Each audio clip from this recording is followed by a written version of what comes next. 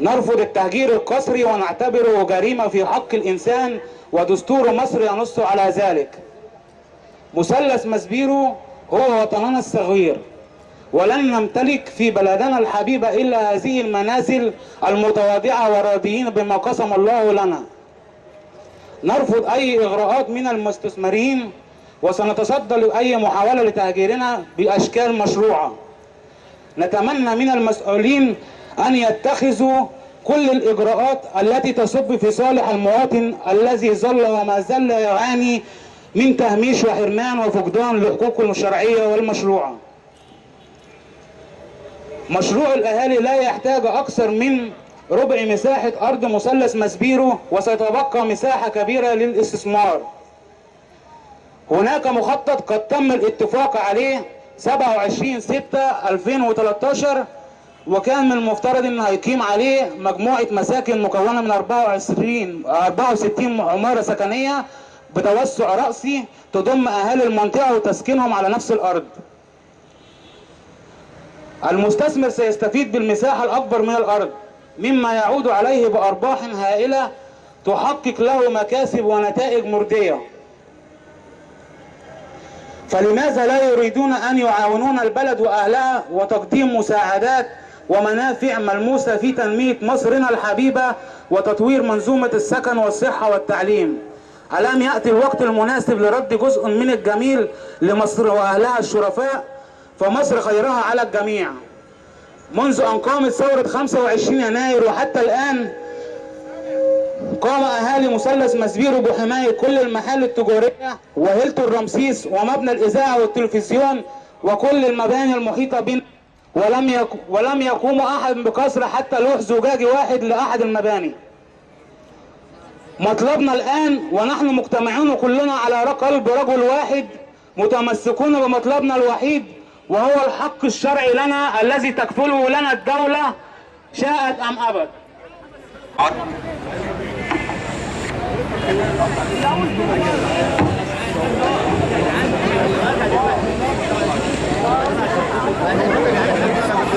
مساء الخير عليكم جميعا.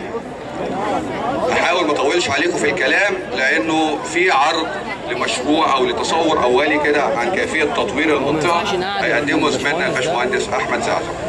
بس نقطتين في الحقيقه احس انه في تغيير، نسميه ثوره، نسميه تغيير، نسميه اصلاح، يعني نختلف بعدين، بس انه في حاجه اتغيرت لما يبقى في حوالي 600-700 شخص من اهالي منطقه او اكتر، 1000 شخص بيعبروا عن 1000 اسره في منطقه مساحتها 74 فدان،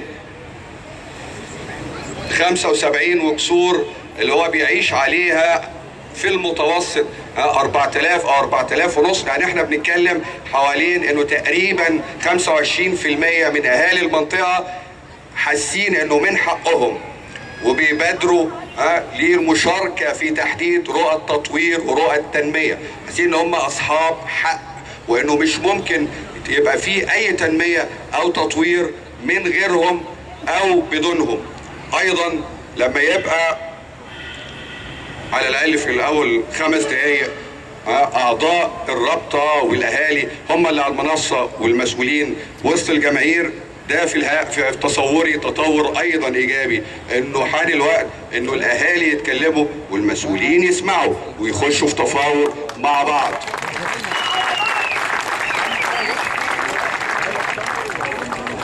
النقطة الثالثة، كلنا بشكل او باخر سواء اهالي او مجتمع مدني او مطورين عمرانيين وبالتأكيد المسؤولين، على مدار 7-8 سنين اللي فاتت شفنا وسمعنا تصورات مختلفة عن تطوير ما يسمى بإقليم القاهرة الكبرى.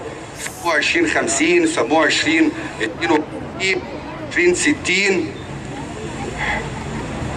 مش مهم التسميات، كان الجوهر واحد في الجوهر ان احنا بننقل صور وتصورات عن التطوير العمراني والهندسي منسوخة في الحقيقة من دول وتجارب ومجتمعات اخرى. عايزين نعمل دبي جديدة، عايزين نعمل سنغافورة جديدة، هونج كونج جديدة، حاجات كتير. عايزين جزيرة الدهب تبقى منهاتن، عايزين الوراق تبقى حارس النيل، ابراج، مولات، فنادق 7 نجوم. كلام جايز من بره يبقى مبهر، حديد واسمنت وازاز ملون، وكأن في الحقيقة المناطق دي ملهاش اهل، ما فيهاش سكان. دايما او غالبا عشان ما نخشش في جدال كان بيتم الحديث انه هيتم توفير بديل، هيتم التعويض، لكن تخطيط كان بيتم بمعزل عن الاهالي. التنمية ما كانش مقصود بيها على الاطلاق الاهالي او المواطنين. قعدت تقريبا سنه شغالين فيه في المنطقه، اللي ابتدى من بحث تشاركي. عملنا بحث في المنطقه عشان نفهم كده ايه المشاكل، ايه الاحتياجات بتاعت المنطقه. احنا مجموعه من المهندسين والعمرانيين المستقلين. احنا مجموعه من مهندسين، لا احنا بندرس، لا معظمنا بندرس في الجامعات العماره والتخطيط، وحبينا ان احنا نشارك الاهالي في الموضوع ده.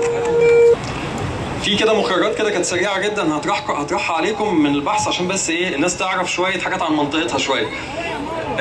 المنطقه تقريبا على 74 فدان، فيها حوالي 3500 اسره. احنا لسه مخلصين الحصر تقريبا. الارقام برضو طالعه، الحصر اللي احنا عملناه تقريبا الحصر اللي عملناه من حوالي 8 اشهر والحصر اللي اتعمل لسه قريب، الارقام تقريبا متقاربه جدا من بعض. يعني ده تقريبا بيشكل حوالي 18000 ساكن. المثلث كله ساكن فيه حوالي 18000 ساكن. لا ارجع تاني.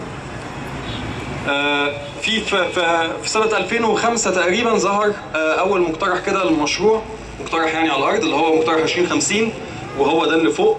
وبعدين في 2009 المحافظة في الموقع الرسمي المحافظة اطرح مشروع تاني من المهندس حسام يوسف، وده كان شكل المشروع. والحقيقة المشروعين يعني بيبقى فيهم شيل المنطقة بشكل كامل يعني، وإن هي بس تعود بس للمستثمرين، وهيبقى فيها أبراج وحاجات كده. في 2010 كمان كان في مبادرة كويسة جدا لمسابقة لوسط البلد، وحصلت فعلا مسابقة لوسط البلد، والجائزة الأولى كانت المشروع اللي قدام حضراتكم ده، وكان متوجه للمثلث إن هو يبقى ده المركز التجاري للمدينة عموما. تمام. في سكان ماسبيرو، لو ابتدينا احنا نشتغل على البحث لقينا ان تقريبا 81.4 من سكان ماسبيرو مولودين في ماسبيرو، وابا عن جدا ساكنين في ماسبيرو. تمام. لقينا برضو التركيبه الاجتماعيه، لقينا برضو كميه القرايب غير طبيعيه. حوالي 68% من سكان المنطقه قرايبهم جوه المنطقه، منهم نسبة يعني حوالي 25% قرايبهم في نفس الشارع، منهم 25% تانيين قرايبهم في نفس البيت. فيعني صلة القرابة جوه المنطقة عائلات من الآخر، وكل دول متجوزين من بعض، وكل دول مناسبين بعض. حتى برضه في الشغل لقينا برضه النسبة كبيرة جدا، 78% من سكان ماسبيرو بيشتغلوا جوه ماسبيرو، ونسبة كبيرة جدا من زباين الناس دي من ماسبيرو. فالسكان شغالين في المنطقه، زباينهم من المنطقه، ففي وضع اقتصادي كده مكمل بعضه كده. ابتدينا ان احنا كمان برضه نشوف برضه هو الملكيات دي بتاعت مين، يعني الملكيات بتاعت الاراضي دي مين مالك ايه ومين مش مالك ايه، والمستثمرين عندهم ايه، والسكان بيملكوا ايه، والدوله بتملك ايه من الارض. فلقينا تقريبا لقينا تقريبا لا ان الشركه الكويتيه هي ليها الحجم الاكبر في الارض هنا، تملك حوالي 21% من مساحه الارض الكليه بتاعه المثلث. لقينا برضو ان في شركه سعوديه بتملك يعني جزء مش ما يعتبرش كبير قوي يعني بالنسبه للباقي، يعني بتملك 3.7%. بس لقينا ان الاهالي بيملكوا حوالي 13.7%، وده رقم كبير بالنسبه للي كان متوقع، يعني ان هو لا ده في اهالي فعلا متملكه هنا فعلا اراضي. لقينا برضو ان هو حبينا ان احنا نفهم هو مين اصحاب المصالح في المنطقه هنا، مين الناس هنا اللي موجودين، اهالي، مستثمرين، دوله. طب هو الاهالي دي طرف واحد؟ لا، ده في ملاك وفي مستاجرين. الشركات دي ده في منها الكويتي وفي منها السعودي وفي منها شركه ماسبيرو اللي هي شركه مصريه، والدوله ده في اراضي ملك وزاره الاعلام، اراضي ملك وزاره الخارجيه، حاجات للمحافظه، حاجات للاثار وهكذا. فكان مهم جدا ان احنا برضو نفهم التركيبه، هو مين بقى مين اللاعبين في الماتش اللي احنا بنلعبه ده دلوقتي. تمام. ابتدينا برضو ان احنا نذاكر شويه برضو المباني اللي موجوده، لقينا ان نسبه يعني كبيره من المباني حالتها كويسه، حاله المبنى انشائيا كويسه. معظم يبان ان المباني متهالكه، بس الحقيقه لقينا ان حوالي 14% بس من المباني هي اللي حالتها فعلا سيئه، انما في بقيه مباني فيها امكانيه فعلا ان هي لا تتنكس تتصلح وهكذا. ولابد طبعا ان هيكون في تغليب للصالح العام للكل بالوصول لحلول توافقيه تحقق صالح الجميع، صالح الدوله وصالح المواطن. الكل يدرك طبعا هو ساكن فين ووضعه ايه والمساحه اللي هو فيها ايه، فبرضه الموضوع هيتم مراعاته في مساحات برضه هتكون يعني تتناسب مع الوضع الحالي. العام حضرتك لتهجير بولاق، فبولاق وطني زي مصر ما وطن. ما حدش قال تهجير. انت ما سمعتش انا قلت ايه؟ انا قلت عن حق. ما تقوليش الصالح العام، انا عايز اموت هنا زي ما جدي مات هنا. وتموت ليه؟ واموت ابويا مات هنا، احنا هنموت هنا، احنا قاعدين في بولاق. مين قال ان احنا هنهجرك وتموت ليه؟ احنا بنقول هيحقق الصالح العام بحلول توافقيه للجميع ترضي كل المصالح، ترضي مصالح الجميع. ايه هي؟ ان هيكون ليك مكان بس.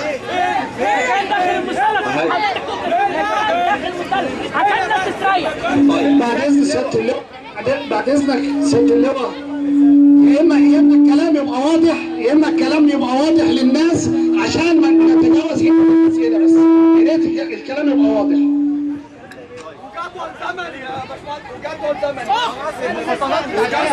وقبل كده القرار يطلع. احنا لازم نسمع عشان بعد كده نسمع وبعد كده نسأل.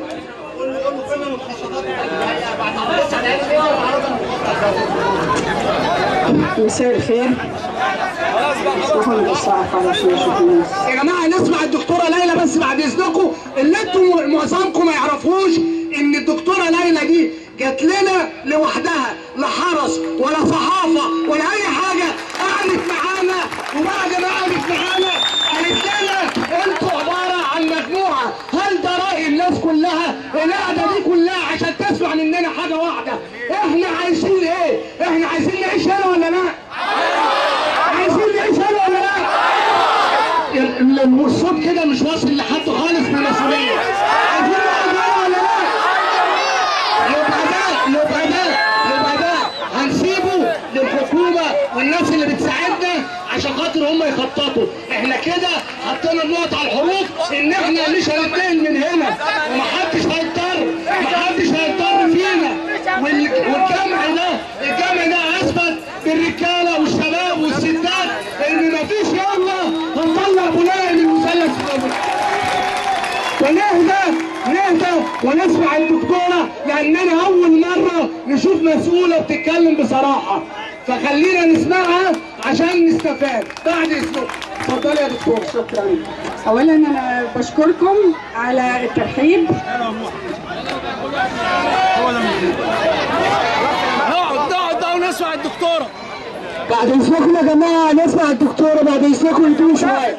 انا مش هطول عليكم. بعد اذنكم يا جماعه. يا بوده. طيب انا بشكر حضراتكم على الدعوه دي.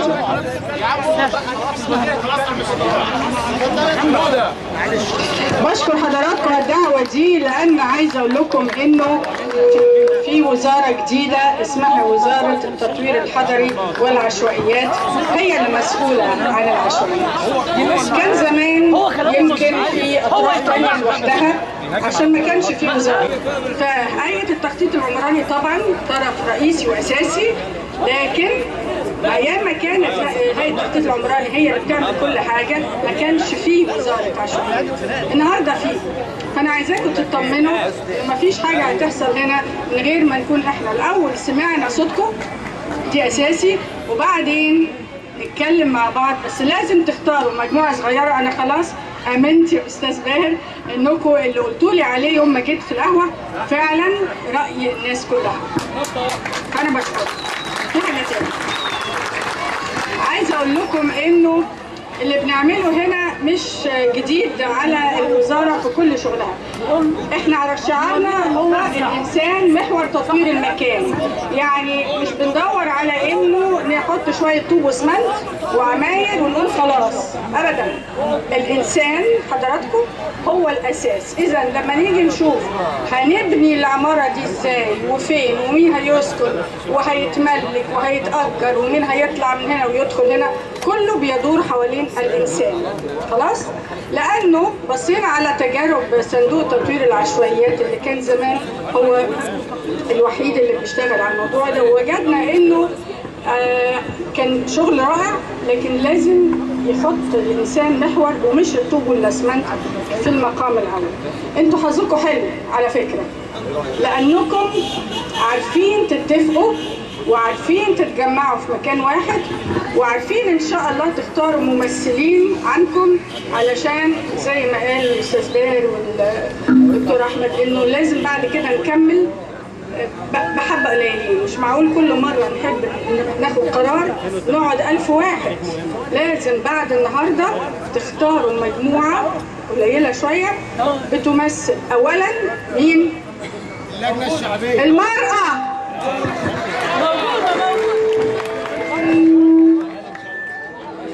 عشان دايما بتنسوا الستات يا رجاله، ما نقدرش مع ان هم